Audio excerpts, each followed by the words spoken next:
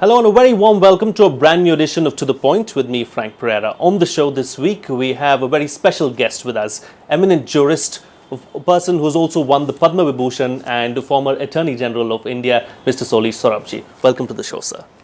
Mr. Sorabjee, a lot has been happening as far as the judiciary is concerned over the last 1 month or so. Matters reached a boiling point when Justice Markanday Katchu made those allegations about a High Court judge. Since then, the government too has taken a step forward, brought in this new bill, the Judicial Accountability Bill. What's your take on this bill? Well, I think it's more or less agreed at all hands. The present collegium system has not worked satisfactorily. Okay. The genesis of the collegium system was to prevent Sarkari judges from being appointed. What was the reason? Because 3 judges who gave judgments which are not palatable to government in the Keshwana Bharti case were superseded. Thereafter, Kumaramangalam started the theory of committed judiciary. So that was the genesis of the collegium system. Well intended, but experience shows it has not worked satisfactorily for various reasons. And what are these reasons? What would you pinpoint as the main reason? The one main reason of the collegium system, the main defect was, the inherent defect, that only judges appointed themselves. There must be other inputs. The executive was completely left out, except in a case where the executive has some information which the collegium did not have about the background of the judge or about his activities, which would make him unsuitable. But then if the collegium reiterated the recommendation, the government was bound to accept it. Now that one found is not correct. There should be more inputs, apart from the executive, must be inputs from the bar, civil society. So this bill really aims to see that judges who are appointed fulfill the main aim, the independent judges, apart from being able, independent and people with integrity. Now we have to, this bill will succeed or when it becomes law. It's not even ratified by the state, but depend upon the members who work it. But it's a step in the right direction. And Justice Kaju's allegations, he makes all sorts of things that won't take it seriously at all. So they're not taken seriously at all, you're saying? I don't take it seriously, so why did he not object? But exactly, that brings me to this point. Why didn't he object earlier? Why was this raised now, at this time? Many people have questioned the timing of this particular allegation that he's made. He says that Diversionary Act is not at all. He says, as a member of the judiciary, I couldn't do it. Okay, assuming that's so. When you demoted officer as judge, why didn't you point us out? So forget him. Fact of the matter is, it's more or less universally accepted the collegium system hasn't proved satisfactory. This is an improvement on the sense that here you have, improvement in the sense you have other voices, other inputs. But here again, there must be primacy of the judiciary. In other words, the majority must be judiciary. Why? Not because the judges are kings, they are not divine, but they know the work, they've seen the judgments of the person who is about to be elevated to the Supreme Court. They know the people who appear before them. They are in a better position to judge the ability, the merit of that person. Going by that argument, shouldn't the collegium system then have worked completely because all of them were judges? No, exactly, didn't work. Should have worked, but did not work. Should is all right, but did not work. Should and ought doesn't correspond to reality. Okay. Let's talk about the Judicial Accountability Commission now and the composition not of the Accountability Commission, sorry, Appointment Commission. Appointment Commission, Accountability entirely Appointment different. Commission, I beg your pardon. Let's talk about the composition now. So the Chief Justice of India is going to head it. 1, 2, 3, there are 3 judges. Yes, there are 2 other judges. There's going to be the Law Minister as well. Correct. And 2 prominent personalities. Now, who are these 2 prominent personalities and how do we choose these 2 prominent personalities? These eminent persons will be decided by the Chief Justice in consultation, I think, with the Prime Minister, with the Leader of the Opposition. That's right. Yes. And now, who's to decide what kind of a role is this person really going to play and what background does this eminent personality come from? When they select Mr. A as a person, what they call a eminent, or it should be really distinguished jurist, or what they call eminent jurist. That will depend. They select a person who has some background, who has some knowledge of the working of the system, of the judgments of the various things. So why do you expect that this person won't be a competent person? Why do you start with that assumption by the distrust? After all, he's being appointed in consultation Yes. with three authorities. Yes. So see how it works. Don't start with the negative assumption. I don't understand Okay, this. we're not going to start with a negative assumption, but can we positively say that this system is going to be foolproof then? No system will be foolproof. In this country, perfection is not the attribute of humanity. Yes. No system will be foolproof. It will be an improvement. Okay. It'll be an improvement. Do we see any problems cropping up down the line as we move forward? And what kind of corrective measures do you see the government or the judiciary taking as far as this is concerned? The question is, divide your question. Okay. What problems arise, experience will show. Yes. If they arise, then of course there will be a better improvement in the sense the composition of the commission may be changed, may be enlarged. You see, the trouble is, once one fact is accepted by everyone, including the loquacious Kaju, that the collegium system hasn't worked. Okay.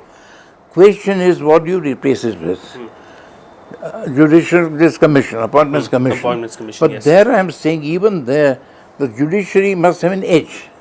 As far as I can see, that is there. So it is not a, people say independence of judiciary wrote it. Arey kaise wrote kar diya? Have they taken away judicial review?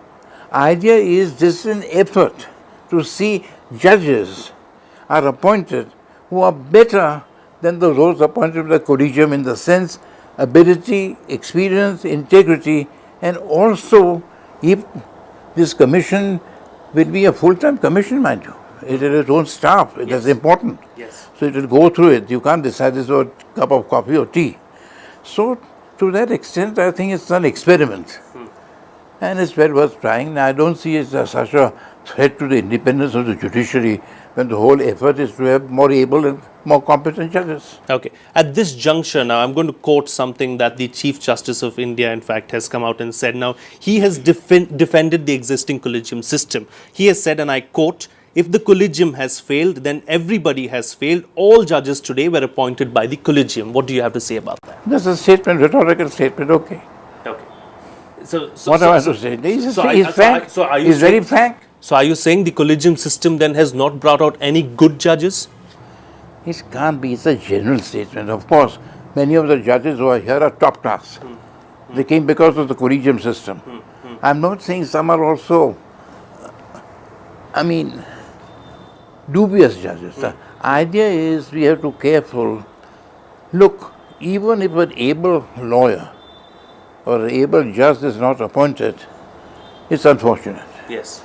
But if anyone was a question mark, a questionable person is appointed, that is disastrous. Do you follow what I mean? Yes, yes. So in this way, any human system, it's administered by human beings. So it can't be perfect, as you seem to think. We are living in an imperfect world. So we have to see how it goes. Give it a chance, give it a fair trial. Don't condemn it before it started. Do you believe that this new system will have far more transparency than the old system? Yes, in the sense that there will be collegium will record reasons. Collegium will be consisting not only of the club of judges but of others. To that extent, it will be transparent. But I don't think transparency should go to the extent of saying why a particular judge was not accepted. Because what happens to the judge of the High Court? They can think about you don't know to go before this judge. He's not accepted. So we must keep a sense of balance. Reasons must be recorded by all members of the collegium or the commission. Yes. If necessary, Supreme Court in a given case can examine the reasons. But I don't think the reasons should be made public. Because after all, it really affects the reputation of the judge. The judge may not have been appointed not because of lack of integrity, but because of other reasons. Sometimes the regional factors, other factors. So making that public, I think, I'm not in favor of that. Okay, you're not in favor of that. Let's talk about what some of the other very eminent jurists have come out and said about this particular topic. They've said, what this is going to do, it's going to make an already powerful executive even more powerful, and the judiciary is just going to be, not at all powerful anymore. What do you have to say about that? There are three people there. You're only doubting the two people who will be appointed. You think they are the people who will go against the judiciary? You'll appoint people who have independence of the judiciary in their heart. So what's all this? I think it's just all sound and fury signifying nothing. How powerful? 1, 2, 3, kaun hai? Judges hai. Other two are people who will appoint in consultation and certainly appoint people who also will have the independence of the judiciary at heart. So why do you assume what's all this is all for public consumption? Okay. There have been several allegations made against several top judges across the country. Now, many of these allegations are yet to be proven. Some of them have already been proven. Now, what do people related with these particular cases? Do they have a chance of a review now going forward, or what is it as far as they are concerned? I haven't followed the question. Take a specific case. What review of what? Say for instance, let's talk about Justice Markandeya Katju and his allegation against the High Court judge, the Madras High Court judge. Now, he has presided over several cases. He has presided over several cases, and it is proven that he's a corrupt person. Now, what happens to all those cases? Do they have a chance of a review? No question about it. You can't reopen things which are years have passed. What happens to the parties who in the case? There's no such thing. No, that's not possible. Okay. That's not even practical. Okay. So going forward, how do you see this matter going forward? Now it's been sent to the states. Do you see it becoming a complete law? I think states may ratify it. I don't know whether any states refuse the requisite number is not available. But if the states ratify it and if both houses are passed, I think we should give sufficient credence to the wisdom of the people who have passed it. Their intention is not to destroy the independence of the judiciary. I won't attribute that intention. Apart from that, the very composition of the commission is a safeguard against this. Unless you doubt the two people who may be appointed, and you don't start with a doubt, and those two people surely are not appointed by the president or by the chief justice alone, by three people. And I take it the people who appoint the eminent persons, as they are called, will see to it their background, their knowledge, their integrity, and their concern for the judiciary. All right. On that note, we'll slip into a short break now, but we'll continue talking to Mr. Soli Sorabjee on the other side. We'll talk about several other important issues. Do stay tuned. We'll be right back.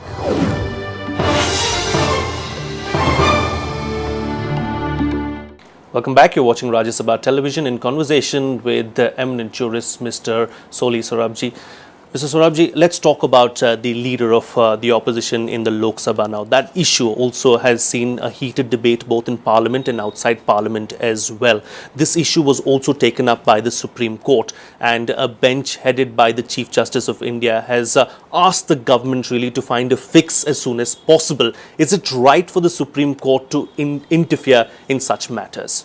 It's not interference, because today as the law stands, and I agree with the opinion of the Attorney General, Congress cannot be leader of opposition because they don't fulfill the required criteria. That's also the opinion of Mr. Kashyap, who is also a constitutional expert. Yes. Now what the court realizes, the importance of a leader of opposition in several other matters, where the consent is required or where the consultation of leader of opposition. So it is suggested it's open to the government to change the rule in such a way that there is some leader of opposition. That's the whole idea. But it has happened before. What has happened in other cases? There was no leader of opposition, many ministries. But the Supreme Court is not interference, it's a hope express.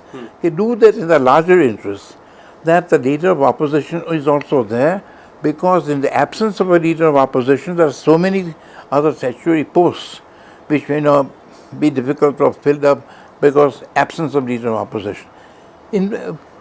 Amend the thing, make leader of the largest party whatever it is, but it's not interference by the Supreme Court, it's a desire by the Supreme Court to solve this problem. Okay. In which direction do you see this issue heading going forward? Because the BJP, the government at the centre, has been quite adamant as far as this issue is concerned. They are going by the law, they are going by the book. They are saying, the Congress, they've not won enough seats to get the position. So what do you see going forward? That's precisely the point. Don't go completely by the book, completely by the law. Go by the larger interest of seeing that there is a leader of opposition. for the more effective working of parliamentary democracy. Indeed, that brings me to my next question. Now, going by what you just said, can a real democracy work without, a leader of the opposition, without an opposition voice? Was the democracy dead when there was no leader of opposition in the previous governments? You know cases where then what happened there? Democracy died. So it's all very well. Idea being, it can be, well, you may say it is a deficiency if there is no leader of opposition. But then as the president stands, Maulankar's decision, there are major other decisions, you amend the law and do it. I think you should, because you require, call him leader of opposition or leader of the largest party, but someone to be there in a democracy to give it really effective meaning. But who's going to decide on this matter now? Is the government going to say, okay, fine, we're going to allow someone from the opposition camp to be I'm not an astrologer, I don't know what the government will decide. Okay. Even when it decides, to come and ask me again. Sure. We'll definitely do that. But let's stick to this topic. And one final question as far as this particular topic is concerned. The Supreme Court has not said it in as many words, but has hinted for the government to find a fix within the next 2 weeks. Now, if that does not happen, do you see the Supreme Court taking up the matter again? Hypothetical at this stage, I won't answer. Let's see what happens. If this happens, will the Supreme Court do that? I don't answer hypothetical questions. Okay, let's talk about the Supreme Court's judgment as far as the ministers are concerned. Of course, we saw that coming out this week itself. We saw the Supreme Court. They didn't go about and give a direct verdict as far as this case is concerned. In the past, we've seen that many of the courts, the high courts and the Supreme Courts, have been decisive as far as political decisions are concerned. This time around, not so decisive. Why? No, this was in a particular case.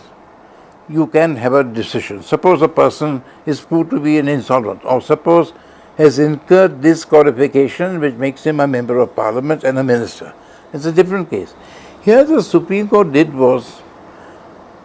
itself say they don't appoint them. They didn't want to see this, they wanted to keep the balance, but they made observations and depended on the Prime Minister and the Chief Minister to see that tainted persons are not appointed as ministers. These are observations of the Supreme Court, and I'm sure any Prime Minister, CM will give proper heed to it. Yes, they will give proper heed to it, and it's not very decisive. Again, I come back to the point. It's not very decisive. In the past, we've seen, if an MP has a criminal case against him, if he's convicted for more than 2 years, then he automatically loses his seat. Those decisions were very decisive, whereas this isn't as decisive. But that is disrespect to a particular person and particular facts.